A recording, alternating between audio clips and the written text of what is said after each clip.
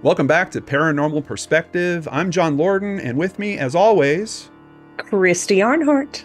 And we have a guest joining us today from Crawlspace Media, Missing Maura Murray, the Missing Podcast. What was the name of the project on Amazon? How many things have you done now? I mean, we could go way back if you want to, if you want to go way back. Our latest thing, though, is that we just produced with Jennifer and Mel Dark Valley. So that's the one that we're really pushing. And I have the first cold I've ever had since 2019. So I sound weird and I probably look a little ragged, but I'm happy to be here. Well, that's okay. That's why I shrunk you into a tiny box. So thank you. We don't have to see too much of it, good Lance. in here. It's fine. Yeah. I'm looking forward to today's episode, and Lance just happened to be joining the secret studio for something else. I said, let's bring him in on this conversation. I have no idea which side he's going to support. I don't know what side of the equation he falls on in terms of EVPs, but that's the topic for today, right, Christy? Yes, it is. You want to tell us a little bit about it? Well, do you want to know the question? What is the question? What am I going to be? The question is, are audio recorders capturing spirit voices? Because as we all know, EVPs are electronic voice phenomena. Okay, so that's the question we're going to put to the live audience here. Audio recorders catching, say it again? Spirit voices. Spirit voices. All right. All right. Get it started. Okay. Well, scientists regard EVPs as a form of audio pareidolia, which is just where you're interpreting sounds that you hear into something that you're familiar with. You know, if you think it's, oh, is it saying, hey, mom? You know, that's your mind working on these recordings. So the scientists say. The rest of us believers know that these are actual spirit voices that are being captured on ghost boxes, on recorders, on video equipment, cell phones. I mean, everything captures this. I could go on. It's ridiculous, okay? Now, along with pareidolia, they say that most of these are equipment artifacts, you know, bits of past recordings, people who have perpetrated hoaxes, and I don't doubt that some of them are. The person who really got EVPs going for us was a parapsychologist, and I hope I get his name right, Konstantin Raudive. Now, he was said to have popularized this in the 1970s. He studied parapsychology all his life. This is the man himself right here. Okay. He was especially interested in the possibility of the afterlife. So ghosts, EVPs, that was right up his alley. He and a German parapsychologist named Hans Bender, I'm sure we've heard that name before, investigated electronic voice phenomena. And actually, Raudive published a book in 1971 called Breakthrough. So very, very much into that. And if you'll show the next one, this is actually Constantine with his version. Oh, that's not it. That's not Constantine. Who is this? No, that's Tesla. Nikola Tesla. Yeah. That's it. There we go. That's him in his ghost box. And it looks all scientific and scary to me. Yeah, it looks like someone took apart a calculator and put it in a piece of plexiglass. That's what in the 1970s, that calculator would be that big. I go with you there.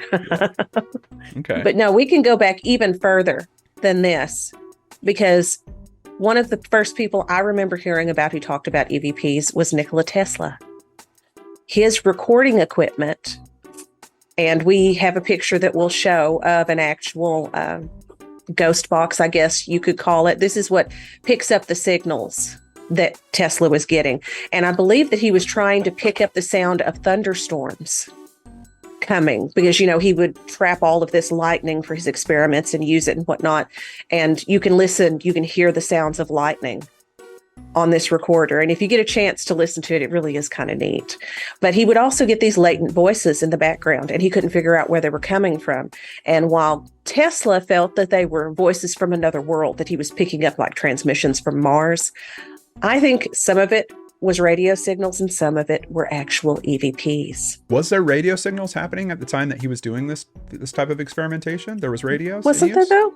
I don't know. Wasn't there though? I thought so. I thought Marconi was doing the same stuff. Yes, Okay. Marconi was. Yes. Okay. Thank you very much. Can I ask a quick question? Yeah. Where would you find the recordings? You said it when you listened to them. Well, we don't have Tesla's recordings, Marconi's, anything like that. This guy who actually built this version of Tesla's Spirit Box, you can listen to the recordings he did of it. Oh, cool. Very and cool. It's neat to listen to. Okay, Tesla believes that he's getting voices from other planets, but I'm thinking it's EVPs. Now, according to GnosticWarrior.com, those such as Tesla and Marconi, who experimented with radio early on, were the first to report anomalous sounds and voices emanating from their radio receivers. These early reports were looked upon as mildly interesting curiosities and then quickly forgotten.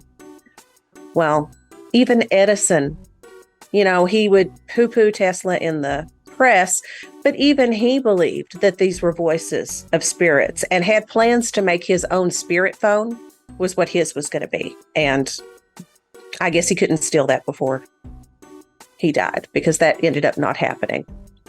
But now Constantine showed up in 1969 and he already had a huge collection of EVPs. He called them electronic voice projection. BBC.com says that he said, been conducting experiments in communication with the dead and had established contact with Hitler, Stalin, Mussolini, and many other deceased 20th century statesmen. The recordings, 72,000 of them, contained their voices. Well, now, I think this is, I did not really do research on this, I swear. I ran into one article, and I think I saw that some of the criticism about this type of stuff is, like, weren't these guys talking in the wrong language? And oh, yeah. Yeah, there was some hinky stuff with his recordings, because, Hitler didn't speak in German. Some of the voices didn't sound like the people they were supposed to belong to. Right. There was one, I think, of Winston Churchill, right? And they're saying, we have recordings of Churchill. That doesn't sound anything like him. Yeah, definitely. Okay. There was. And I think his explanation for that was, well, if these are spirits, you don't always know you're talking to the person that they're representing. Or you could be talking to that person and they're just bored and want to mess with you. Or a younger version of them. Like, that's how they see themselves in the afterlife. Exactly. Just, we don't quit being children after we pass away, which is nice. Mm-hmm. Mm-hmm. So if you want to record your own EVPs, you can download apps on your phone. You can get just a little handheld voice recorder, and I think those are the best. You can go on Amazon. There are so many ghost hunting tools and different types of equipment that you can buy. You get lost in it. Yeah. But all you really need is something to record. You need a spooky, scary place. And I would suggest... You have to be there at night. You do. Come on. And you have to sit in the dark. If you've got lights on, you're just a wuss. Come on. Yeah. You have to record it. You have to record it using infrared lighting. Just like the shows. Yeah. Or it's not going to feel like a ghost hunt, right? Mm-hmm. Is it for your own mood? Or is it something that allows the spirits to be more comfortable coming out? I would say it's a little bit of both. Because, we saw with the Philip experiment that the more you get these people into the frame of mind for what they're doing, things do tend to go smoothly. You tend to get more evidence. You almost killed Lance with the mention of the Philip experiment. What happened, Lance? I think of that thing often, and I'll just be like doing something, for example, like going for a run, and I'll just start laughing to myself because I think about the Philip experiment randomly. It's the silliest, like, inexplicable thing, and so awesome. They created a thought form. I think that's what they did. John, do you know what the Philip experiment is? We've gone through this, right, Christy? This is Yes. Yeah. It was role playing, basically. It's old people that were trying to figure out role playing, right? Yeah. Yeah, because remember, it took place at Diddleton Manor. Yeah. Which was the only true thing about the whole story. Like, Diddleton was the only thing that was actually the fact, right? Everything else was made up by the group. And then they tried to conjure a ghost that didn't even live in the first place. Yeah, they willed him into existence. Yeah. No. Yeah. I'm telling you, though. I love that story. There's some truth in there. Now, also, when you get set up for this, try to pick a place that doesn't have a lot of background noise. Otherwise, you're going to have to account for that background noise. And it starts to make your recording suspect. You need to be able to clearly point to the ghost talking to you and not what may sound like traffic. Okay. And so don't do it at Christy's house because there's far too many animals is what I'm hearing. You'd never make it. Never. You'd hear like a cat rubbing on the recorder. Right. Is that constant kitty litter scratching? Wouldn't work here. Is that Hitler? I'm not sure. Now, the only EVP that I've ever caught, and it was just, some friends, we really got into watching Ghost Adventures for a while. Mm-hmm. And we had our own recorder and we go to a cemetery and we're not even like asking questions anymore. We're just walking around. We're looking at the different tombstones. And I wish I could remember what it said now, but it was just as clear as day. It was like somebody was standing there with our group talking to us. It was freakish. Now, I do, of course, have samples of EVPs because without this, come on. Okay. The first recording is from Little Rock, Arkansas from April 2nd, 1985. This recording is from a Christian religious sermon given by James Robison at a rally. Now, the YouTube channel DMAX examined the tape and concluded that you can hear a voice arguing with the preacher in the background. So let's listen. Is this the right one, Christy? It is. Okay. Yeah, he says it's a demon. All right. It doesn't always have to be a demon. For I created the enemy to destroy. What does he destroy? Every field that's not protected by the husbandman, the vine dresser. So it's the voice in the background. It's not the preacher that we're actually listening to. Because my first intuition was fake. This is obviously fake. But I get you. There's another voice in the background. But there is a preacher. So I assume that there's an audience. Yes. So could it be a member of the audience? Just someone drunk in the back of the church that's rambling during this? I'm just wondering. Okay. No, I don't think so, just because nothing like that was noted. I would hope if someone was belligerent in there, somebody would remember it. But this is an old recording. And what I noticed is if it's just a cassette tape, does it have a side B? Because sometimes the side B bleeds through. Yeah, I do remember that. I do remember that happening occasionally. Or if it's been recorded over, then the lower layer is still in there somewhere. Yeah, let's give it a listen. A voice that can be heard in the background of the tape. For I created the enemy to destroy. What does he destroy? Every field that's not protected by the husbandman, the vine dresser. The voice. It sounds like a different language to me. Yeah. It sounds German, doesn't it? Yeah. Well, maybe Hitler popped up on this one. I guess he's going to pop up somewhere, apparently. Okay. Yeah, I that one I really wasn't sure about. It creeped me out, and I wanted to share it with everybody. But that one recorded? Yes. 85. When was it? 85. 85. Yeah. Okay. All right. Yep. We got another one. Now the next one we have is from November 25th of 2006, and it was a recording done by GIS, the Ghost Investigators Society, for Coast to Coast AM radio. Oh yeah.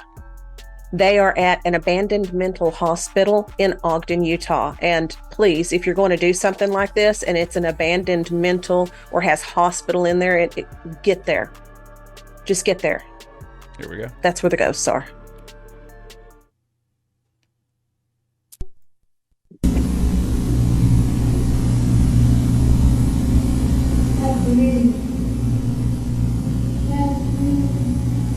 Good.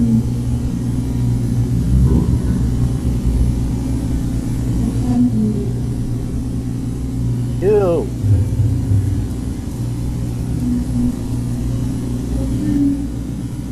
I'm drowning.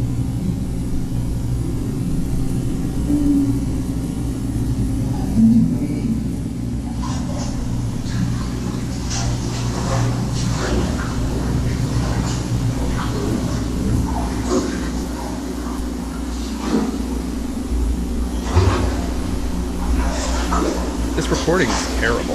The microphone is terrible. Well, they have to turn it up and enhance it. You know, it's never super loud. And the water is way over the top. Like the water is obvious. Okay. It's very obvious. Let me give you a little background here. Okay. This is a room that was completely empty and had never had any types of pools or tubs or anything in it. They had been recording throughout the hospital, came to this room, set the recorder down and left it and went to another section of the hospital. So there was no one even around. There was no water around. And could y'all hear it? You know, I can't breathe. Mm-hmm. Drowning. Yeah. Help me. Yeah. And then I don't know what the growling is, but that just made it scarier. I also do decorate for Halloween, and I have like those Halloween soundtracks, and it kind of sounds like one of those to me. Like if I was going to produce a Halloween soundtrack, you know, that's what I would do. Yeah. I would put a narrative together where you hear these different noises and it creates a picture in your head. We hear this voice talking about drowning. We hear obvious water splashing at the end. Was that you, Lance, that kept saying ew, or was that in the actual recording? Yes. Sorry. Yeah. Okay. I just wasn't sure. Yeah. See, he felt it. Okay. I didn't. Well, it reminded me a lot of this old movie with George C. Scott that I keep talking about called The Changeling, where have you seen this old scary movie? No. No. That sounded like just like the scene from the movie, because this kid, this ghost of this like 6-year-old who is drowned in a bathtub haunts his big mansion that he buys. It did sound like a bathtub to me. I was thinking about the water, the sound of the water, just like the size of it. It didn't sound like obviously a pool or the ocean, and it didn't sound like a bucket. It did sound like it was bouncing around for a decent shape. Yeah, I think they just took that scene out of the movie. He thinks they just oh my gosh. Scene. Well, the voice sounded similar too, of the kid. Oh my God! Please find that clip. Please line it up, Lance. Oh, okay. That movie terrifies me. I don't know if I can do that. Christy, we got one more. Yes. Now this one, and it will explain. You can read, you know, on the screen. It'll show you. But basically, this girl had bought a table, and she kept noticing odd sounds coming from over there by the table. So she took a recorder, started it, set it on there, and left. And this is what happened.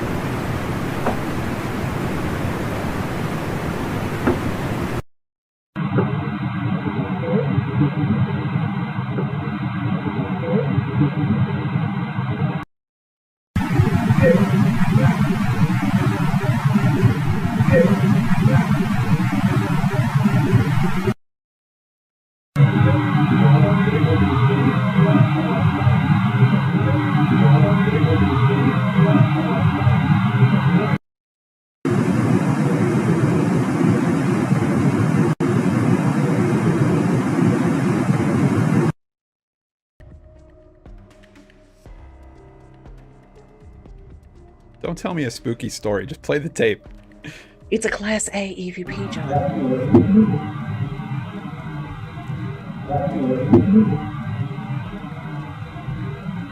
And then pump your videos. Oh, the text heard it, actually, for me. You think so? Well, the first thing is I don't want to be influenced by text. So, you know, I want to hear it for myself and then see if I'm hearing the same words that they say are happening. Yeah. But outside of that, the text was very obvious in terms of, like, I was in a room alone. Like, it was laying out the whole backstory and stuff. I think for me, it just heard it. Like, it oversold it for me personally. I don't know. What do you think, Lance? I'm nodding because I gotta lean to John's side on this. Reading the text before you hear it as well is like, now I'm listening for it. Sometimes it helps. It helps in some situations, but yeah, it took me out of it, and it's a little much. Yeah. Okay. Any more details on that one, Christy, or? No, okay. That's all I've got on that one. Well, I did send, Christy sent me her research. I sent her what I thought is the best example of an EVP that I could find. So Lance, I don't know if you're familiar with the Myers EVP, but here, Myers? No. Yeah, here we go. Ready?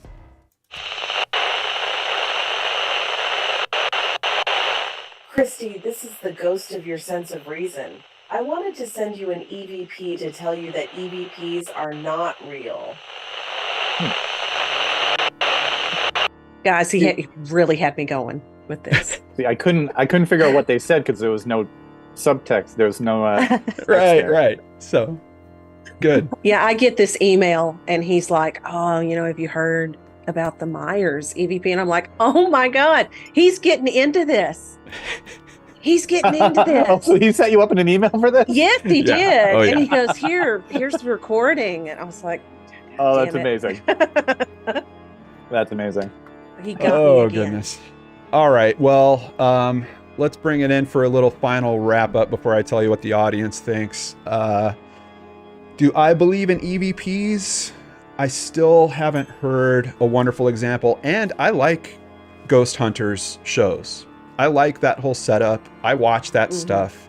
We had a very interesting conversation at CrimeCon with a woman who swears by EVPs. And even she says that apparently she knows Zach Baggins. She's been on the show. And she feels like a lot of the stuff that they do is being intentionally dramatized. Like they're acting it up severely. She claims that she has the best EVP recording that ever existed, but the file was somehow deleted. She got a backup of it. She paid for someone to restore the drive, and then that file somehow disappeared as well. It's, that's kind of the point of this show. I'm always looking for the evidence that I think is going to convince me that these things are actually there. And I can't find it quite with EVPs. And just knowing how much technology we have that is wireless at this point, interference that can be picked up, like the further down this road we go, it's almost like the less believable they're going to be, because there's so much, like, I don't know how all this technology works. There's like reasons now for this stuff to happen that are beyond the scope of general knowledge, but that's kind of where I'm at with it. What about you, Lance?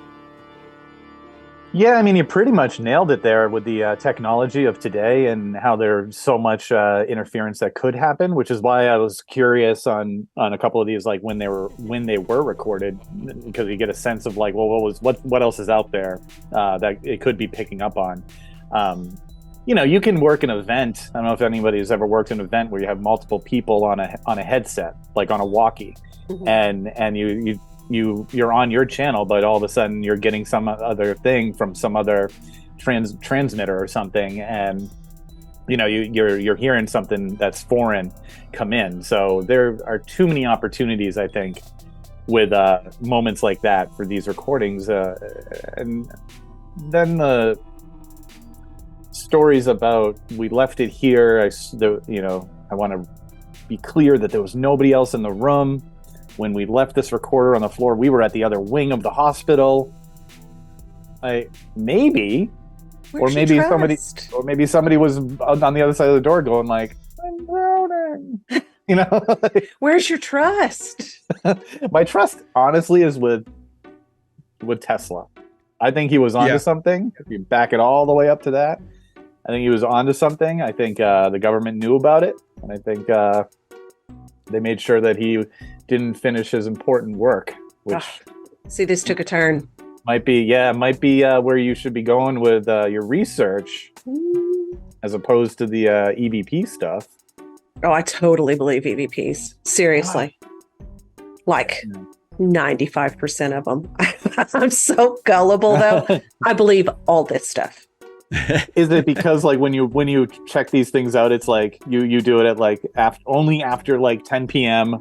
Only when it's guaranteed to be a quiet house and dark. I do enjoy scaring myself. Yeah. That's so do I. I think a lot of people do. I think it's that adrenaline that comes with that. You get that shot of the endorphins or whatever fire in your brain, and Well, and I just find everyday life to be very boring. And I want there to be more. So naturally, I'm buying all this stuff. Yeah, I mean, that's there is something to that. I just think the level because I felt that way too. Like when I started getting involved in creating content and stuff like that, I'm like, oh, I'll finally be able to spend time on these things that I want to understand better and dive deeper into. Because, you know, before you have a job and you have responsibilities, you don't have time to, maybe you could watch a documentary or you pick up a favorite show. I still love watching Dead Files. I haven't watched I know they've got a new medium that's working on it. I haven't seen any of that yet, but I still love that show just because it's good storytelling. But, you know, going from a position of, I don't really have time to dive into those things to, oh, I've got all the time in the world now, and just not bumping into the stuff that's supporting that for myself. That's ultimately like been the big letdown for me in terms of paranormal occurrences. Like I can watch all the episodes of Ghost Adventures or Ghost Hunters or any of those shows. I can appreciate them. You know, one of the coolest thing about Zach's coverage is his historical takes on the areas he's going to. Like it starts off with a little recap of why that area is important historically. I love that stuff. And I even love the running around in the dark, scaring themselves. Dude. There's something about that. Yeah, like just, it doesn't matter to me if it's real or not. I just want to see them scare themselves and how their eyes get all big with the infrared lights. I want to see Aaron in the lights going, dude, bro. Yeah. Dude. Yeah. So, you know, I appreciate them, but I'm appreciating them at a different level for a different thing. Like, and I want it to be along the lines that you're saying, Christy. I want to believe that there's other things out there beyond explanation. And I know there are, but not in that vein for me anymore. Like, I feel like it's more about like, oh, I would need to understand more about science or physics or like. See, that's where I go the opposite direction. I'm like, science don't know everything. They're constantly getting stuff wrong. Yeah, it's a point of science, right? Like experiment until you get your answer. Yeah, it's kind of a statement of where things are currently understood. For the votes in the live audience, 58% of them say yes, audio recorders do catch spirit voices, and you know what that means for Christy.